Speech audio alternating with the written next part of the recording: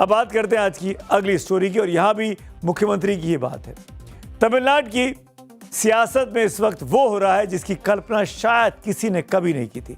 Superstar Joseph विजय चंद्रशेखर ने चुनावी मैदान तो फतेह कर लिया, लेकिन असली क्लाइमैक्स अभी भी बाकी है। तमिलनाडु के नतीजों में विजय की पार्टी टीवी के 108 विधायकों के साथ सबसे बड़ी पार्टी बनकर उभरी, लेकिन बहुमत से 10 सीटें कम रह गईं। पहले कांग्रेस के 5 और सीपीएम के 2, सीपीआई के 2 और वीसीके के विधायकों ने विजय के नाम पर अब मुहर लगा दी है। यानी थलपति के पास अब मैजिक नंबर 118 से एक विधायक ज्यादा यानी 119 एमएलए हो गए हैं, जो बहुमत से एक ज्यादा है। यानी अब वो मुख्यमंत्री बनने के रास्ते में कोई अड़चन नहीं बची है। आंकड़े दुरुस्त हैं, समर्थन पक्का है, लेकिन सवाल यह है कि बहुमत का पत्र हाथ में होने के बावजूद विजय को मुख्यमंत्री पद की शपथ का न्योता क्यों नहीं मिल रहा है। टीवी के पक्का विन करेगा और विजय सीएम पक्का बनेगा।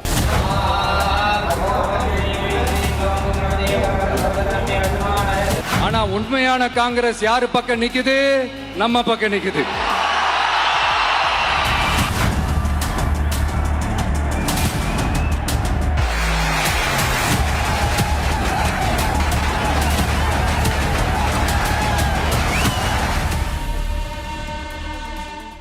और खबर तो ये भी आ रही है कि चेन्नई में गवर्नर आर्लेकर से विजय की मुलाकात हो रही है इस वक्त पे। ये तस्वीरें उसी वक्त की हैं और अब लगभग रास्ता बिल्कुल साफ हो गया उनके मुख्यमंत्री बनने का। लेकिन पापड़ काफी बेलने पड़े। बीते 4 दिनों के अंदर उनको समझ में आ गया होगा कि रियल लाइफ और रियल लाइफ में क्या अंतर है। क्या चेन्नई के सियासी गलियारों में कोई गुप्त खिचड़ी पक रही थी, या फिर विजय के बहुमत वाले मैजिक नंबर को चुनौती देने वाली कोई इनविजिबल साजिश चल रही थी। चुनावी नतीजे आने के 100 घंटे होने को हैं। विजय के समर्थक सड़कों पर हैं और तमिलनाडु की कुर्सी पर सस्पेंस बरकरार रहा।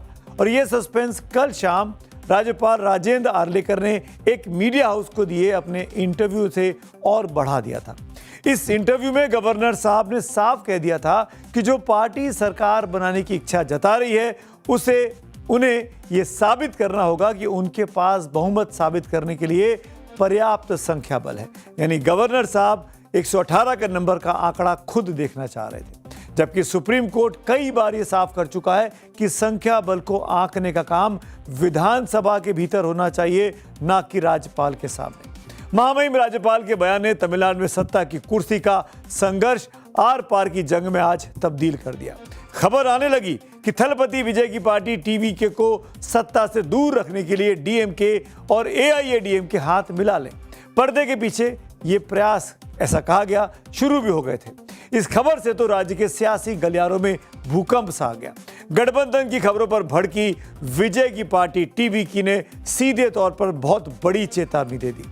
टीवीके ने कहा कि अगर ये दोनों द्रविड़ पार्टियां मिलकर सरकार बनाने का दावा पेश करेंगी तो टीवीके के सभी विधायक एक साथ सामूहिक इस्तीफा दे देंगे।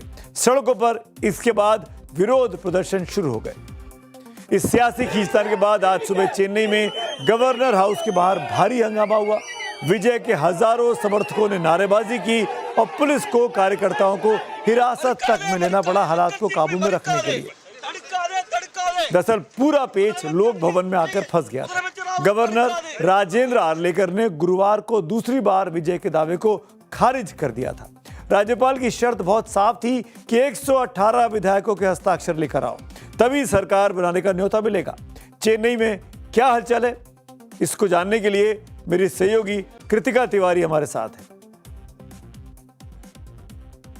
कृतिका, अभी क्या स्टेटस है? राज्यपाल के साथ मुलाकात हो गई, टाइम मिल गया, कब बहुमत साबित करना है? Any details?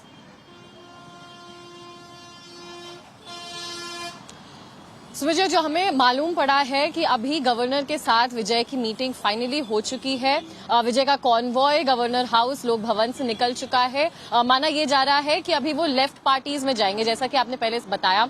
लेफ्ट पार्टीज, चाहे वो सीपीआई हो, सीपीआईएम हो, इन दोनों के दो विधायक चुने गए हैं तमिलनाडु की सरकार में। इन्होंने अपना अनकंडीशनल सपोर्ट विजय की पार्टी को आगे सामने रखा है। पार्टी का ये कहना है कि गवर्नर राजेंद्र अर्लेकर के जिम्मे में ये नहीं आता है कि वो मेजॉरिटी प्रूव करवाएं लोक भवन में। ये मेजॉरिटी सिर्फ फ्लोर टेस्ट पर प्रूव होती है और इस बात की एक तरीके से प्रोटेस्ट में कहिए इसलिए कि गवर्नमेंट फॉर्म हो, जो सिंगल लार्जेस्ट पार्टी है, इसलिए लेफ्ट पार्टीज ने अनकंडीशनल सपोर्ट दिया। इसका ये मतलब है कि उन्होंने कोई भी पावर शेयरिंग या कैबिनेट बर्थ में हिस्सेदारी नहीं मानी है। हमारे सूत्रों के हिसाब से कल ही स्वेरिंग इन सेरेमनी हो जानी चाहिए विजय की। आपको याद होगा मई 7 को 11:30 बजे का टाइम था। नेहरू इंडोर स्टेडियम में सारी प्रेपरेशंस भी स्टार्ट हो गई थी। ये सब हम लोगों ने हमारे दर्शकों को भी दिखाया था, पर नंबर ना होने के कारण और अर्लेकर के गो हेड ग्रीन सिग्नल ना आने के कारण ये स्वेरिंग इन सेरेमनी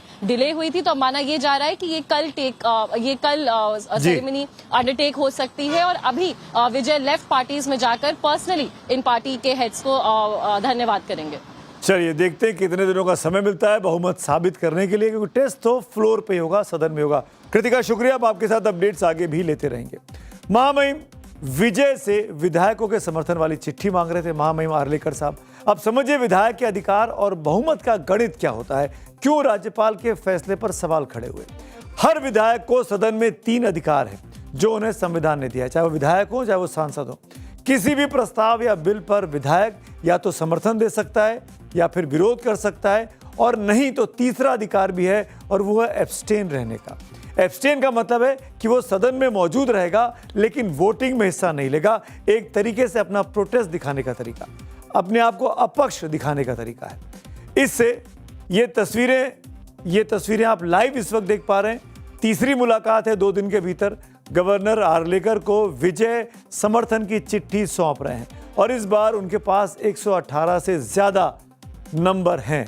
उनके खुद के 108, कांग्रेस के 5, दोनों लेफ्ट पार्टीज के 2-2, वीसीके के और 2।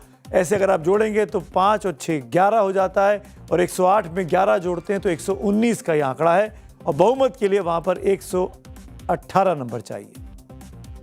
तो आर्लेकर साहब उम्मीद करनी चाहिए कि अब इन चिट्ठियों को देखने के बाद संतुष्ट महसूस कर रहे होंगे, सेटिस्फाइड महसूस कर रहे होंगे।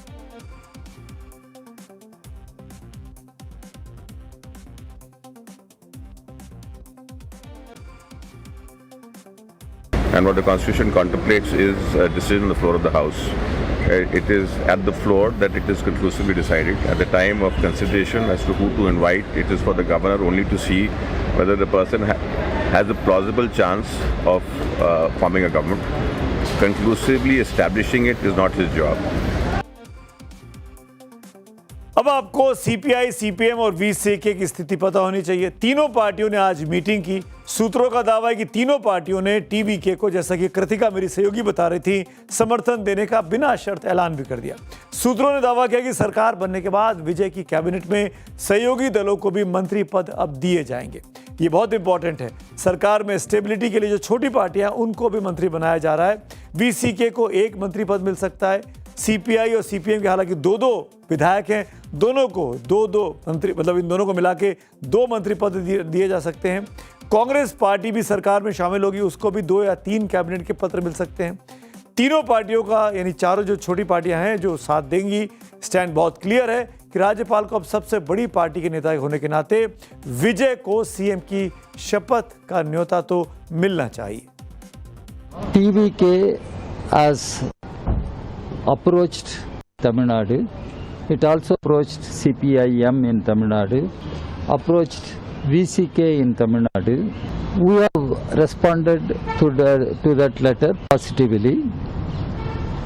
Our Tamil Nadu unit of our party has taken a position in consultation with the national leadership of our party. We have agreed to extend support. ये डी राजा थे सीपीआई के सबसे बड़े नेता।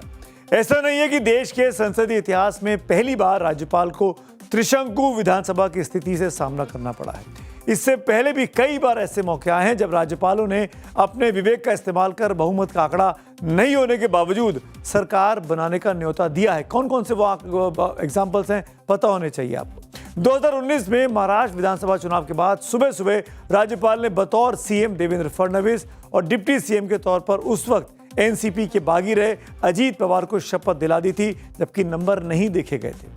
इसी तरीके से 2018 में कर्नाटक में बीजेपी को सरकार बुलाने के लिए न्योता दे दिया गया था। येदियुरप्पा सीएम भी बन गए थे, लेकिन उस वक्त भी उनके पास जरूरी नंबर नहीं थे, बहुमत नहीं था। सुप्रीम कोर्ट तक मामला गया था और 1 महीने का वक्त दिया गया था बहुमत साबित करने को। 2017 का याद करिए, गोवा में कांग्रेस सबसे बड़ी पार्टी बनकर उभरी थी, लेकिन बीजेपी ने छोटी पार्टियों से पोस्ट पोल अचानक अलायंस कर लिया और गवर्नर के पास पहुंच गई सरकार बनाने का दावा लेकर, और सरकार ने वो दावा मान भी लिया और शपथ भी दिला दी। 2017 में मणिपुर में कांग्रेस के पास ज्यादा सीट होने के बावजूद बीजेपी को राजभवन से सरकार बनाने का न्योता मिला था।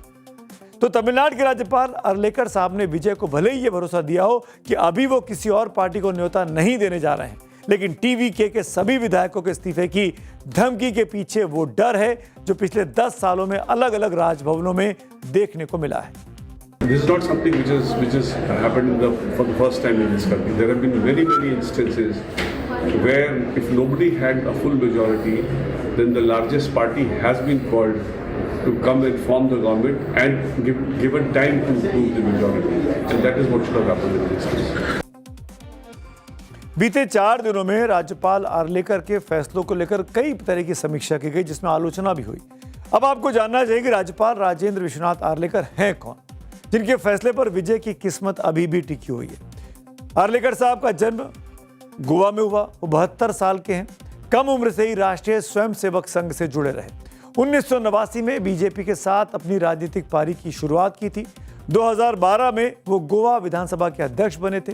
2015 में गोवा के पर्यावरण और वन मंत्री भी बने। जुलाई 2021 में राजेंद्र आर्लेकर को गवर्नरशिप मिली और वो महामहिम आर्लेकर बन गए। हिमाचल प्रदेश, बिहार होते हुए केरल के राज्यपाल बने। इसी साल 12 मार्च से तमिलनाडु के राज्यपाल का अतिरिक्त प्रभार भी उनको सौंपा गया था। बिहार के राज्यपाल रहते हुए राजेंद्र आर्लेकर के एक बयान से विवाद भी हुआ था। आर्लेकर साहब ने उस वक्त कहा था कि अंग्रेज केवल सत्याग्रह नहीं बल्कि भारतीयों के हाथों में हथियार देकर भारत छोड़कर गए हैं। इस बयान पर विपक्ष, खासकर कांग्रेस ने कड़ी आपत्ति उस वक्त जताई थी। थलपति विजय ने 2 सीटों पर आज जबकि इस बार चुनाव लड़ा है, पेरंबूर और तिरुचिरापल्ली ईस्ट। जनता ने दोनों सीटों पर विजय पर जमकर प्यार बरसाया और दोनों सीटों से विजय को भारी जीत मिली है। नियमों के मुताबिक अब विजय को 1 सीट छोड़नी होगी। खबर है कि विजय पेरंबूर की सीट रख सकते हैं। वजह यहां का जीत का मार्जिन त्रिची के मुकाबले ज्यादा बड़ा है। ऐसे में तिरुचिरापल्ली ईस्ट की सीट खाली होना लगभग तय माना जा रहा है। अब टीवीके से जुड़े लोग चाहते हैं कि इस खाली सीट पर एक ऐसा ही बड़ा और पॉपुलर चेहरा चुनाव लड़े जो विजय जैसी ही लोकप्रियता रखता हो।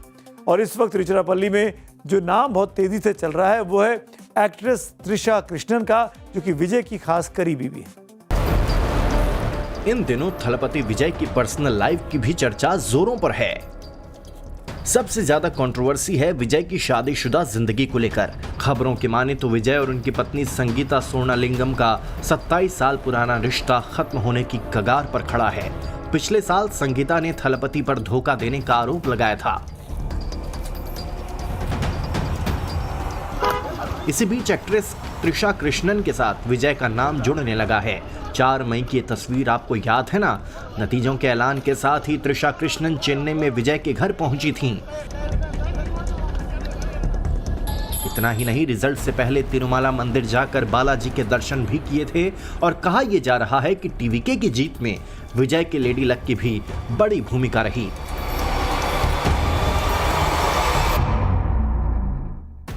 त्रिशा और विजय रिलेशनशिप में हैं, इसकी पुष्टि दोनों में से किसी ने नहीं की है। इस बीच विजय के साथ तस्वीरें इंस्टाग्राम पर त्रिशा ने जो पोस्ट कर रखी हैं, वो तस्वीरें अब सोशल मीडिया में तेजी से वायरल हो रही हैं।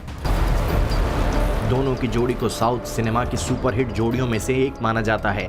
त्रिशा कृष्णन और विजय ने साल 2004 में पहली बार फिल्म घिल्ली में काम किया था और ये सुपरहिट रही।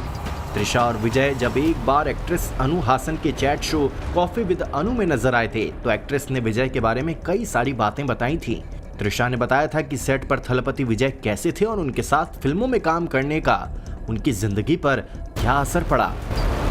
त्रिशा की माने तो शुरुआत में जब वो थलपति से मिली थी तो उनसे कनेक्ट नहीं कर पाई थी, उनके बीच कोई मेल नहीं था, पर बाद में फिर दोस्ती हो गई।